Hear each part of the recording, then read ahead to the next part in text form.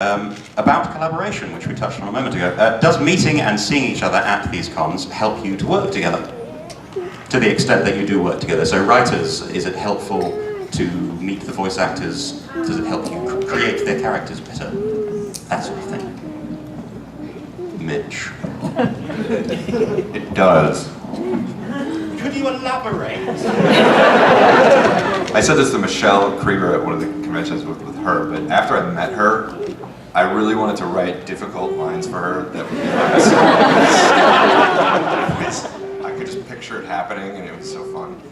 But it definitely helps because just writing a show in general, when you come onto a show and it's first starting, you can't hear anything, and you can only look at some other person's dialogue, it's really difficult to think what they're going to say.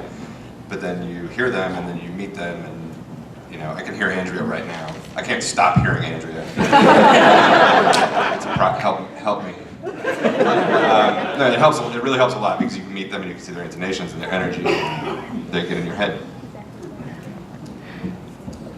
I feel like it would help me come up with new characters for that voice actor, but it doesn't really help me with the characters that are established because those characters are themselves. They sort of exist as fully realized ponies in my brain, and it's easier actually to write to them if I have no interaction with the person performing them, because then it's like, oh, you're a person, and now we're gonna have an awkward person exchange, and like, oh, do you like me? I don't know.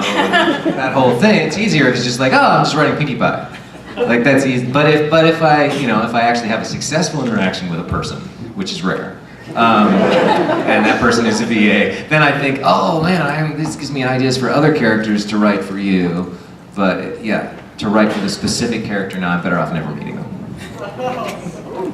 Well, I think not just like with VAs, but meeting the other writers is really great and helps when you can have a conversation about really specific things. And you know, because we're not like calling each other up and being like, hey, do you think, Pinkie would do that? No, we're not doing that.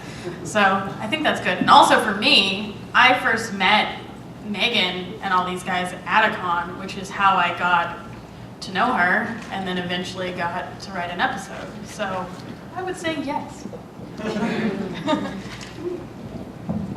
I think we have time for one more question, if everyone is done with the last one. This is for Sherry, from Paige, age 10.